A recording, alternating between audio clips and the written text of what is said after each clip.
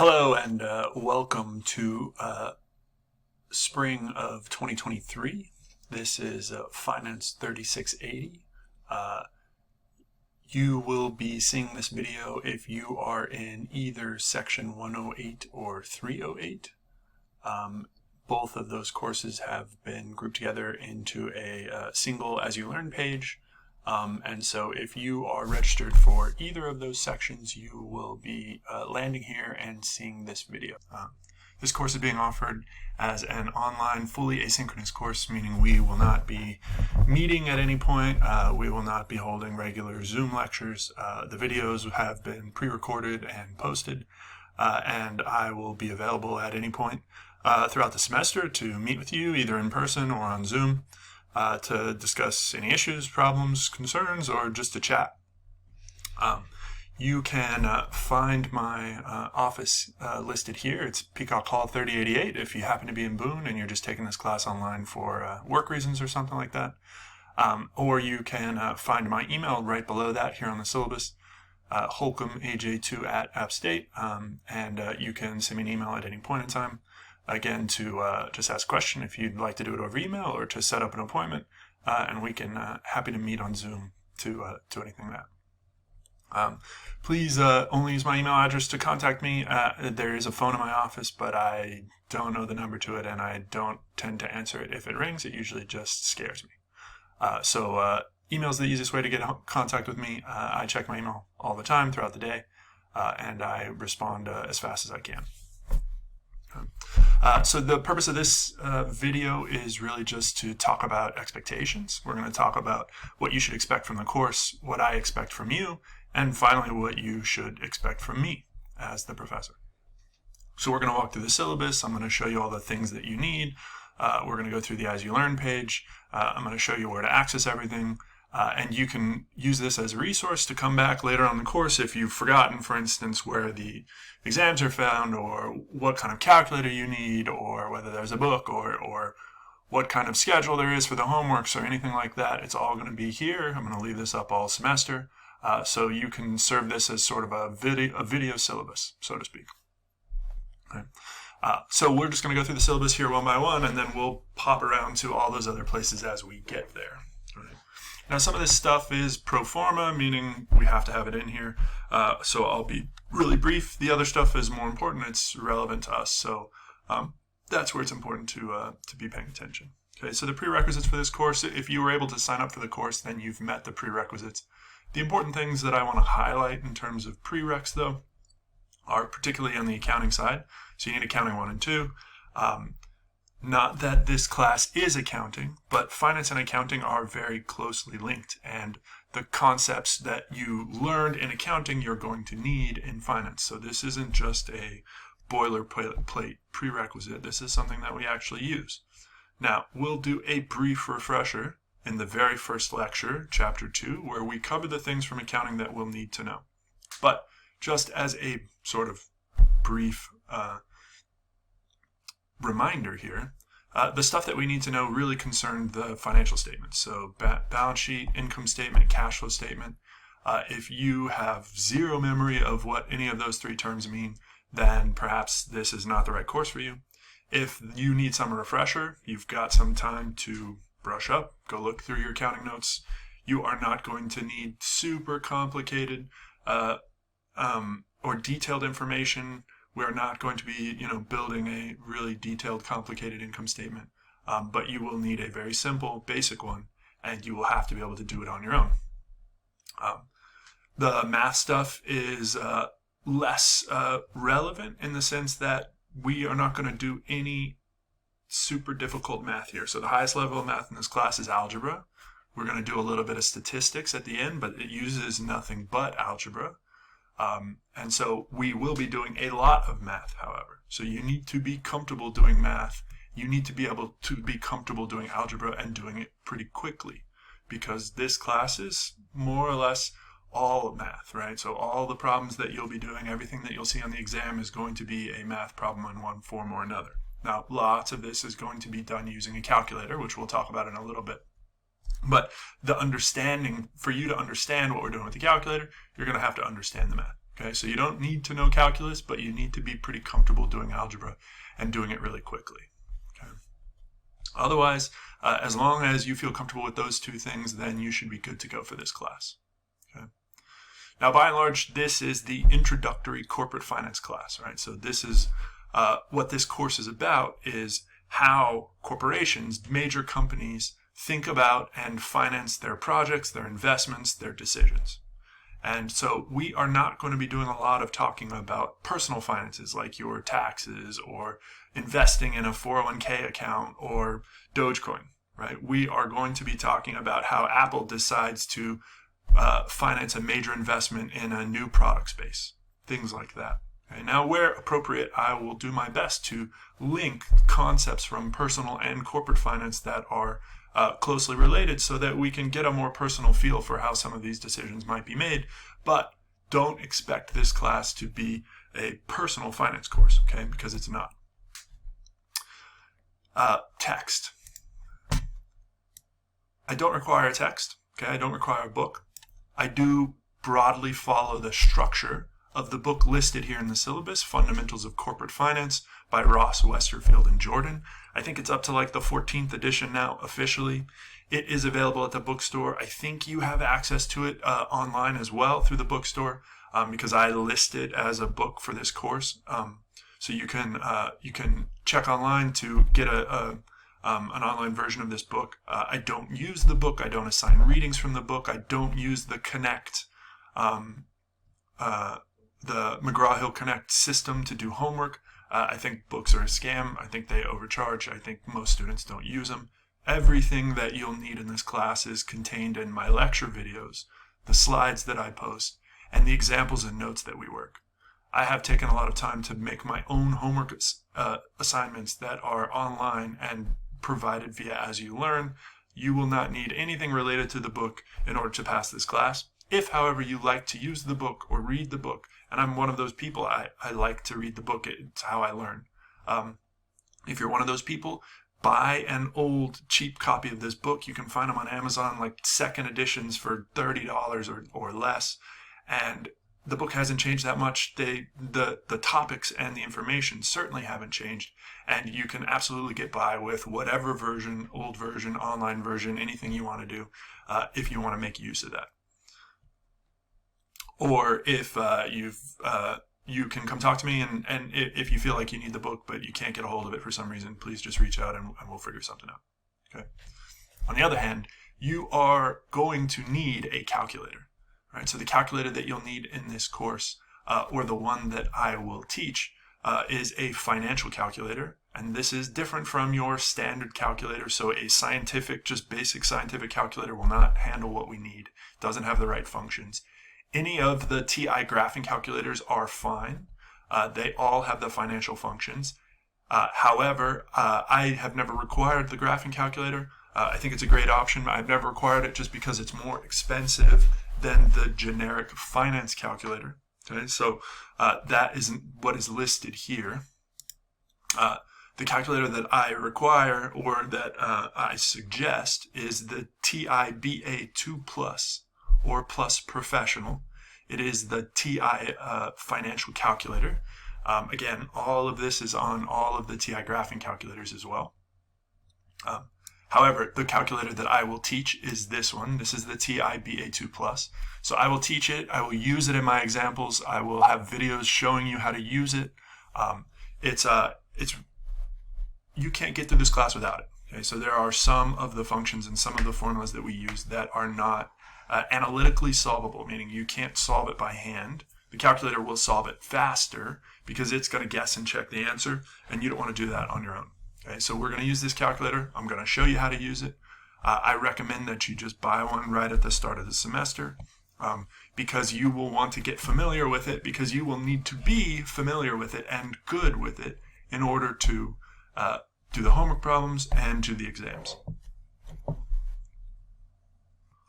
Now, you are welcome to use any calculator you want as long as it has the financial functions. So there are calculators from HP, there are calculators that are just floating around online that have the business functions. There are calculators. Again, the graphing calculators all have these functions. However, I don't teach you how to use those. I don't have any videos showing you how to use them. I am fairly familiar using the graphing calculators, and I will attempt in my lecture videos to point out places where you can use them and what you should be using. But I am far from an expert in every graphing calculator or every calculator ever made, so keep that in mind. If you want to use the calculator that you have, that's fine. You will just have to make sure that you are on YouTube, wherever it takes, figure out how to do everything on your graphing calculator. If you don't want to mess with that, you just want to take the easy route, buy one of these. They're like 30 bucks on Amazon. It's the cheapest thing available.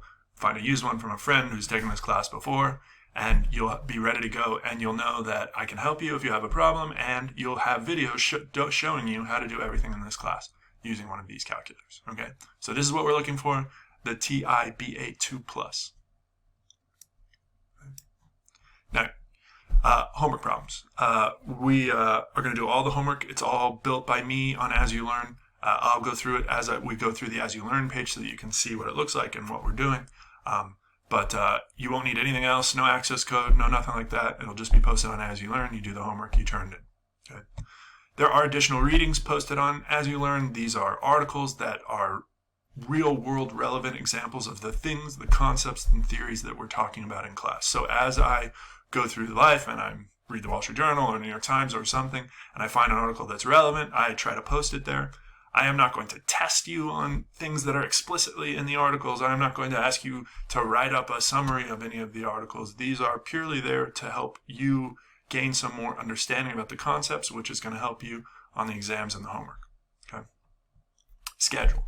Now, this is an online asynchronous course. As such, there is no fixed schedule except for the due dates on the homeworks and the project and the exam dates, right? So those are all fixed. You must do those by those days and times. Everything else is up to you. Now, below in the syllabus, and what I'll spend the next 10 minutes talking about, is a schedule that I would give as if this class was meeting in person, right? So it's going to meet 2 days a week, and I have the schedule laid out that way. You will have to find some way, and you guys have been taking online courses for a while now, so this isn't your first rodeo. Do whatever is successful for you or has proved successful for you. My recommendation is that you stick to a schedule that will work for you. And you can follow this schedule. This is the one we would follow if this was in person. And this has been successfully followed by thousands of students before you. Okay. That being said, do everything at the pace or in the schedule that is going to work for you. Right? But this class moves really, really fast. It is not easy. The concepts are new, they come at you quick, and we move on before you've had a chance to settle with them. And this class builds on itself, meaning the stuff we talk about in the first couple of weeks is going to be used and reused and rehashed and added upon as we move through the rest of the semester. What that means is that there's very little time for you to fall behind. For instance, you can see that this first exam is on the 16th of February. That's almost exactly a month from today. And you cannot wait until the 15th of February and try to watch all the videos for chapters 2, 3, 5, and 6 in a day or two and expect to be able to do well on the exam. For one thing, it'll mean that you miss 2 of these homework assignments, but for another, it just won't be possible for you to absorb that much material, particularly given that the material is new and is difficult. So I would strongly encourage you to find a schedule that works for you and stick to it, even if that schedule is just broadly following the schedule that I have listed here, which is partially why I have it listed here. This is a schedule that works for my in-person classes. It's enough to digest the material, but not feel overwhelmed. Whatever you do, whatever system you've worked out for yourself, you do need to find some system and maintain it in order to keep up with the work that's required in this class. Mostly because we move through about 1 chapter per week, and the material is new, and so in particular, in the beginning of the class, if you fall behind, it is going to be hard to catch up because the chapters follow the material from the previous chapters. So we will continue to use, for instance, the material from chapters 2, 5, and 6 during chapters 8, 7, 9, and 10, and so forth. So this class builds on itself in a way that makes it more difficult to catch up if you fall behind too far. Now, the schedule that I have here is the schedule that I'm going to keep to my in-person classes. So the in-person classes this semester are Tuesday and Thursday, which is why you can see this schedule here. Again, follow whatever schedule you want or whatever works for you. Just make sure that you don't fall behind. And I can assure you that if you follow this one, you at least don't have any danger of doing that. Now you can see that we move through, like I said, about one chapter a week. So in the first week, we'll cover chapter 2. Then in the next week, chapter 5, and then we have a little longer to cover chapter 6 because it's a little bit longer, but again, approximately one chapter per week. Now the exams are fixed. They're going to be held on the dates that are listed on the syllabus, and they will be available for you to take during the 24-hour period of that date. So you can see that the first exam is in approximately a month. It's going to be held on February 16th, so it will be available from midnight of the 15th to midnight of the 16th, both of those times being midnight Eastern time. So you can start the exam at any point during that 24-hour period. However, you must be finished within that 24-hour period. So you cannot start the exam at 11:45 on the 16th because the exam will shut down at midnight and you will only have 15 minutes and you won't be able to finish. Okay, so you need to build in enough of a buffer. Each exam is 75 minutes long. So you've got to start at least an hour and 20 minutes in advance. Okay, so the exams are going to be held on these dates. The first one on the 16th, the second one on April 4th, the third one on May 2nd, and then you have a final exam here on the 9th, May 9th. The exams are not cumulative, so I'll talk more about it, but they're only going to cover the chapters in between the previous exam and this one. So the first one covers 2, 3, 5, and 6. The second one covers 7, 8, 9, and 10, so on and so forth. On this other column here, you have the homework assignments. You are approximately going to have one homework assignment per chapter, which means you have about one homework assignment per week. So this first homework assignment covers chapter 2. It's due on the class period after we would have finished covering the material. So if we finish covering on this schedule, finish covering chapter 2's material on the 24th, the next class period would be the 26th, and the homework is due on midnight Eastern time on the 26th. That means homework 2 covering chapter 5 is due midnight Eastern time on the 7th. Homework 3 is due on the 16th, midnight Eastern time, and so on and so forth. There is also an Excel assignment. It is a broader range, so I give it, and then it's not due for about 3 weeks. It is not a huge assignment. It should take you no longer than any of the other homeworks, and it is basically just a homework assignment given in Excel, right? I give you extra time in case you are not familiar with Excel already. That gives you the time you need to familiarize yourself with Excel, either through some example videos or tutorial videos, and I'll talk a little bit more about that when we get into the ASULearn page. Okay? Now there's just going to be one break here in this schedule, spring break here on the week of March 13th to the 17th. Again, this is an asynchronous class, so spring break is not anything special for us. I would encourage you, of course, to take the break because we're all human and we all need a break. But as long as you're keeping up with the schedule and with the coursework, then you can take spring break whenever you want. Now, everything on this schedule is fixed regarding due dates, so the exam dates are fixed. They're already set. The final exam date is fixed by the school. It's already set. The homework dates and the Excel assignment dates are already fixed and set, so you can put all of this into your calendar. I'll talk a little bit more when we're in the ASULearn page for the course about how an easy way for you to export the calendar for this course from ASULearn into your GCal or iCal, so that all these due dates just magically show up in your calendar, and then you have no excuse to in terms of missing due dates or forgetting about things, because as I'll discuss a little later on, I'm pretty strict about due dates and late work, and so you don't want to miss anything. Of the first 8 homeworks combined are worth 7.5%, and the Excel project is worth 7.5%. Okay? So the homework assignments are not worth very much altogether. They're worth less than 1 point total. Right? The homework in this class is not designed to hurt you. It is only designed to encourage you to practice. This is a math class. All of these problems need to be practiced. The more you practice, the better you will do. I can promise you that. The grades in this class are strongly correlated with the people who do well and do all of the homework assignments. Okay? So the homework assignments are not worth very much. If you miss one, if you have to skip one, if you get sick, if you have too much work to do, you can skip one. It's 1 point. Right? It's the cumulative nature of it that is really going to affect your ultimate grade. The Excel assignment, again, not a huge project, but I'm giving you a chance to make some of those potential missed homeworks back by making basically one of the homework assignments worth as much as all the rest of them. That way, you get some easy points. Okay? The final exam is worth 25%, the remaining 25% of your final grade. Okay? Now, if the lowest score on the first 3 exams is lower than the final score, the final will replace that grade, and it will essentially count twice, right? And I will show you an example of that in a little bit. Right? All the exams are going to be given and proctored online using the Respondus Lockdown browser and the Respondus monitor.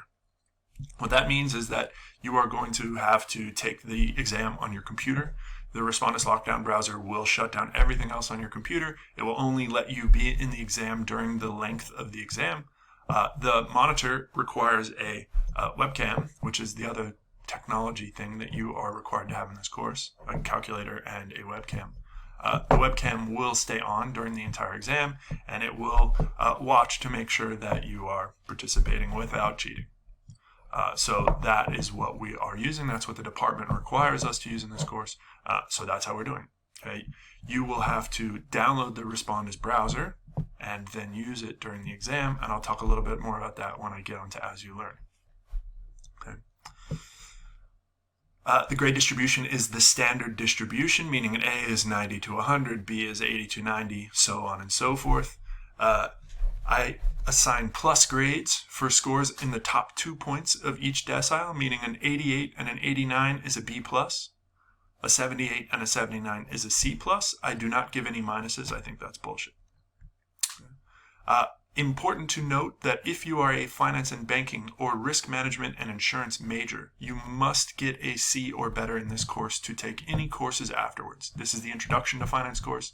Everything else in the major that has a finance number in front of it, FIN something, you must have a C in this course in order to register for one of those. Right? C- or lower essentially will not pass you out of this course. For everyone else that isn't finance and banking or risk management and insurance major, a D will get a degree, just like everything else.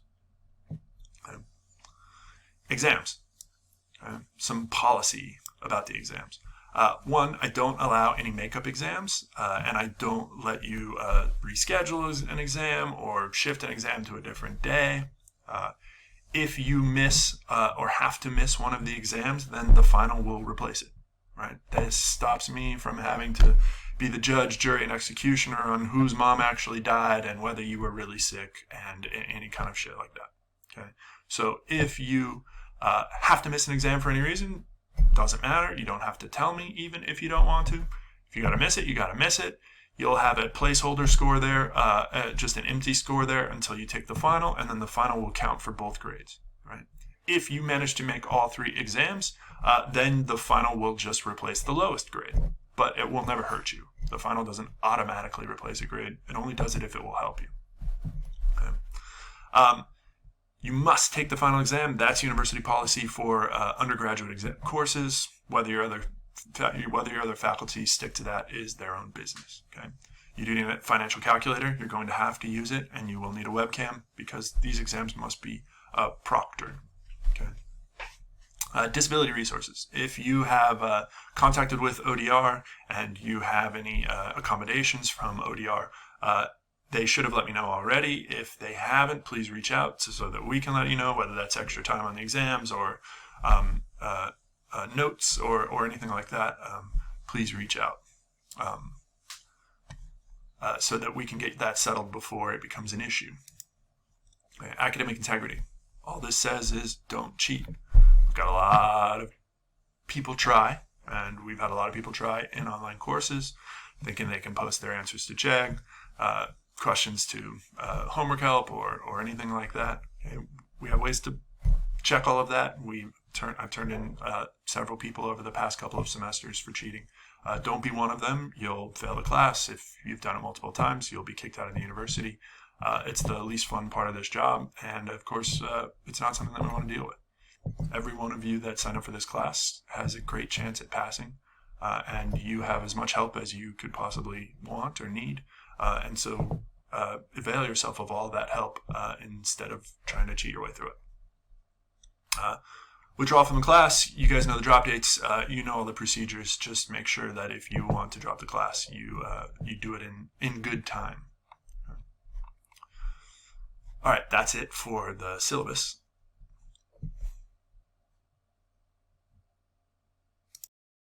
Score showing on one of the exams, and they improve their score. Okay? So the way that this thing works is you just type in the scores exactly as you got them. Right. So I'm going to show you a worst case scenario. Let's say you get a 40 on the first exam. You just totally bomb it. Okay. And then you pick it back up. You improve your scores. You get an 89 and then a 90, and then you get a 85 on the final exam. If you do most of the homework, that's 920 out of 1050, that's about an A total on the homework, and you do pretty well in the Excel project, you get an 85. This will automatically calculate your grade. It'll automatically tell you which of the exams was replaced by the final. Right? So this is a huge statement in Excel, checking which of the first 3 exam scores is the lowest, replacing it with the final grade if it is the lowest, and calculating the final grade. So you can bomb one of these exams, do pretty well on the rest of them, and still get a B. I have seen someone get this bad of a score on the first exam and get an A in the class. This particular woman did this, which I'm not saying is super easy to do. She really knocked it out of the park, but you can totally bomb one of the exams in this class and still squeak out, and still get an A, still get whatever you want. You can do pretty poorly on 2 exams and still squeak out a pretty good grade as long as you turn it around. Right?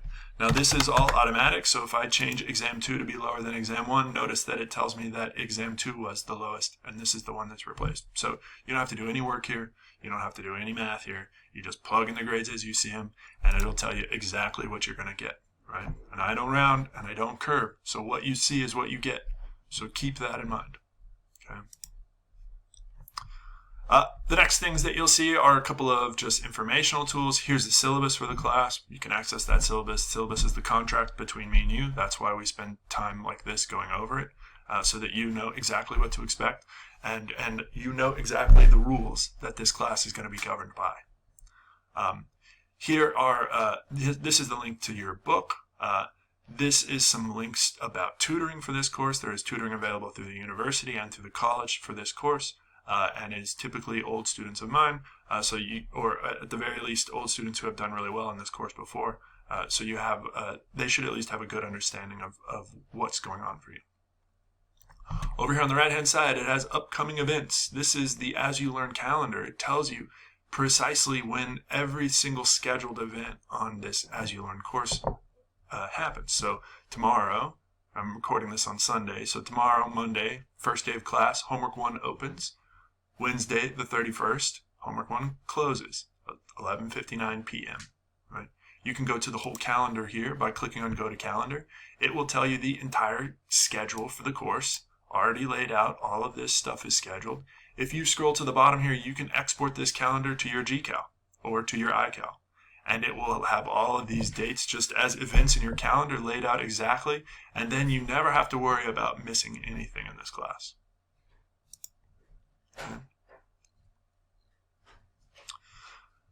The next section you'll see is all of the lecture and lecture material. Right? So this is broken down into chapters. Right? So we are going to go through about 1 chapter a week. So these is lecture 1, chapter 2 is our first chapter. First, you'll have your slides. These are the PowerPoint presentations that I follow in my lecture videos. So this is the chapter 2 lecture slides. Now the slides are not specifically not filled with a ton of detail. They are highlights for me to hit during the lecture, and they are essentially just a good way for you to structure the notes that you're going to take during the lectures. And yes, I would encourage you to watch the lectures and take notes just as if this was an in-person class. Okay? It is going to help you significantly and has been proven to help if you write things down. Okay?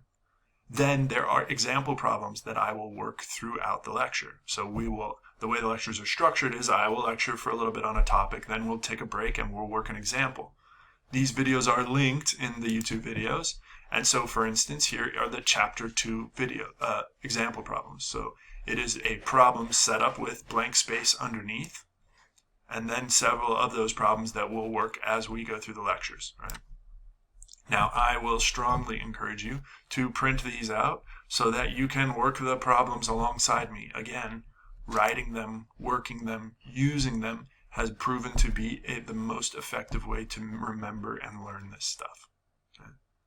Next is the folder containing the example and lecture videos. They are broken down into about 10-minute chunks so that you can watch them as you have the time or allowed, right? You don't have to remember where in a 60-minute lecture video you left off. They're 10-minute chunks. They cover a sort of discrete topic, and then they move on. Right? So there are, for instance, 9 videos, parts of the lecture, and then 4 example videos covering each of those problems in that problem handout.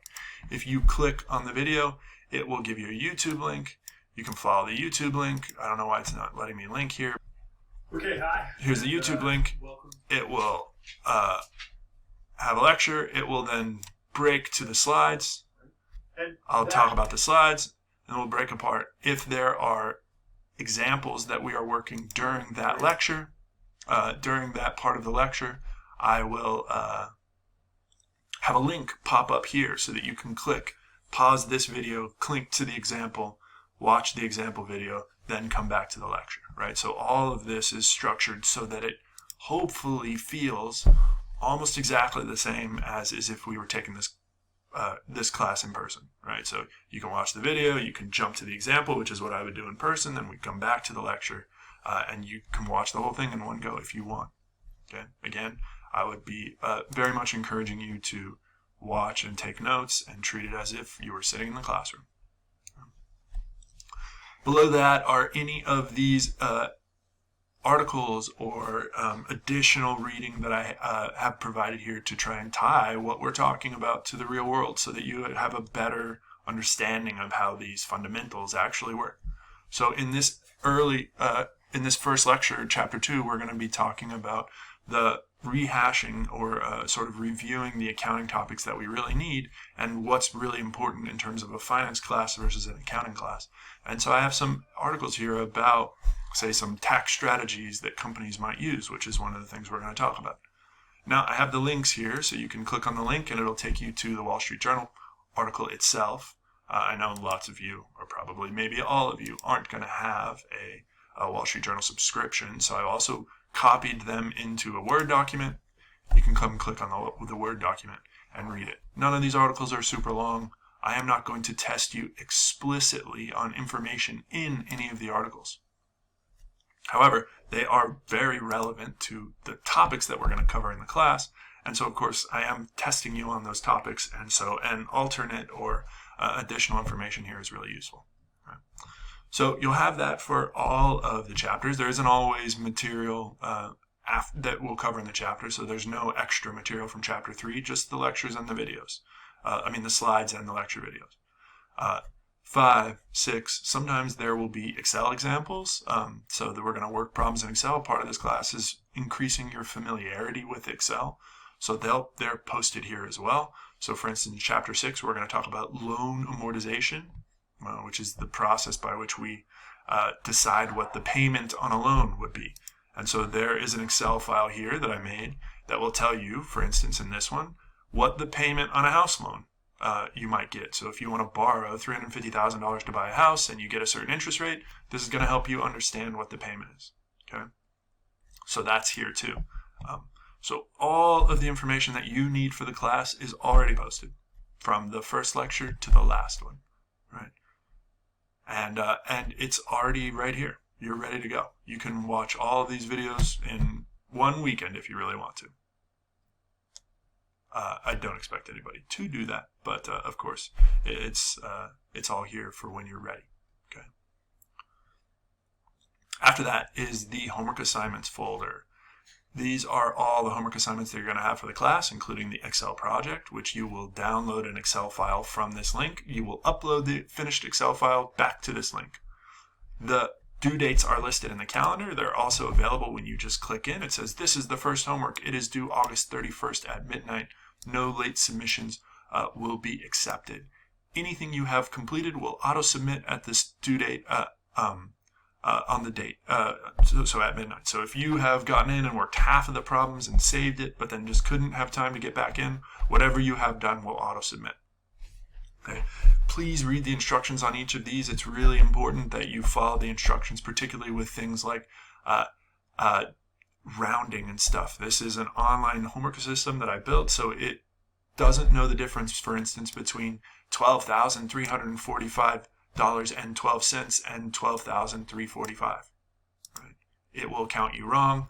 You can email me if you have made some rounding mistake and you think that is you think that's why you got the problem wrong. I will go and check. I'm happy to give you the point if it is a simple rounding mistake. However, I do not want to be doing that 100 times throughout the semester because you keep forgetting. At some point, I'm going to cut you off, right? So I'm not going to kill you for it, but eventually I'm not going to be your friend about it either. Okay? You will have 2 attempts on every homework assignment, and these are laid out here. You will get the score for the best of your attempts. So if you get an 80 on one and a 100 on the next, you'll get the 100. The 80 won't count. You can take the 2 attempts however long time you want, how it's spread however you want, as long as they both happen before the due date. After you finish the first attempt, you will be able to click into that attempt and have detailed solutions and explanations for each of the problems. Okay, so spend a lot of time going in there, putting out a detailed solution, saying here's what you should have done, here's the logic behind how that should have worked. When you start your second attempt, you will get mostly the same questions, but they will all, even if it's the same question, have different numbers, so you will have to reattempt the homework using that. That being said, I would hope that if you want to get 100 on these homework assignments, you are able to, right? And I would love it if every single person got hundreds on all the homeworks. Perfect. That's exactly what the point is. I am not trying to hurt you or your score by making you do the homework, but if you do not practice these problems, you will not do well on the exams, okay? So you'll do all that from here. This first homework will open up on day 1, and then as we go through the topics, the homeworks will open and close, and you can see all of that on the schedule.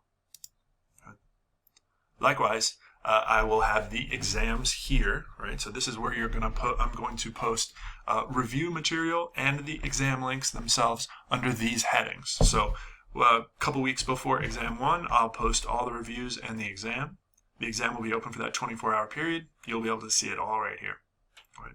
What's posted right now is the formula sheet that you're going to be allowed to use during the exams, and the practice respondus exam, right? So this is going to open up on the first day of class, and it will close the day before the first exam.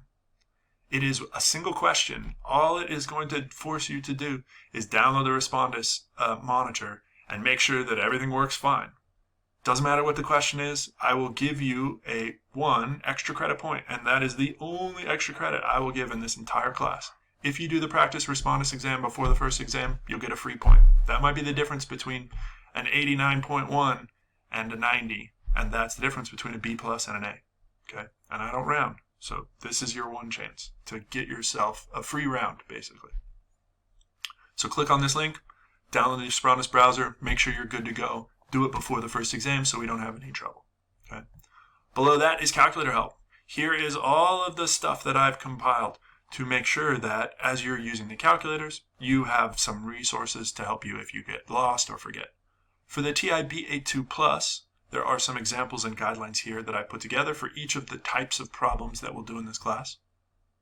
However, those are also all going to be contained in the videos, so you can just go watch the example videos and see the calculator being used in action. For the TI-86 and TI-83 and 84, I have put together some guides telling you how to use the finance functions in those calculators so that you can follow along there. Everything that you can do, or that I will show you how to do in the TI-B82 Plus, you can do on the graphing calculators. You just do it in a different way, right? Now it's on you, if you're using the graphing calculators, to find that way, okay? So we have all of this linked here. All of the videos, lecture videos, are linked through these slides, so you can do everything through ASULearn. Alternatively, if you are just on YouTube, you can go through the page. This is my official Appalachian University page, right? So it's tied to the university because we're a Google School. Every faculty member has a channel. You can go to the channel. You can look at the playlists, which are grouped by, say, Chapter 12, Chapter 9, lectures, Chapter 8, example problems. You can go straight to here. You can see the playlist, and you can work through the problems. These are all the Chapter 8 examples for the Introduction to Corporate Finance class, which is this course. So make sure you're looking at the right course because I have multiple ones.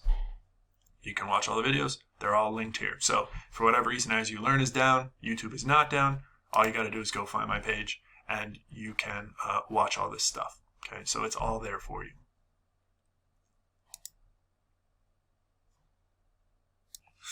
Okay, I think that's all I have in terms of introduction and expectations. I think this class is pretty well laid out for an online course, but I would love it if you've got any suggestions, comments, either leave an evaluation or just send me an email or come chat. I'm always looking for ways to improve this course and to make the experience better for both me and for you.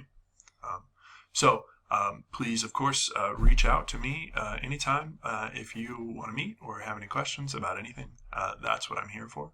Otherwise, expect to hear from me in mostly email form as we move through the semester. And hopefully I'll get to meet some of y'all either on Zoom or in person. But if you never want to talk to me or see me, just make sure you're doing all the work and turn everything in, and we'll get along just fine that way too. All right. So good luck, and hopefully we'll have a great semester.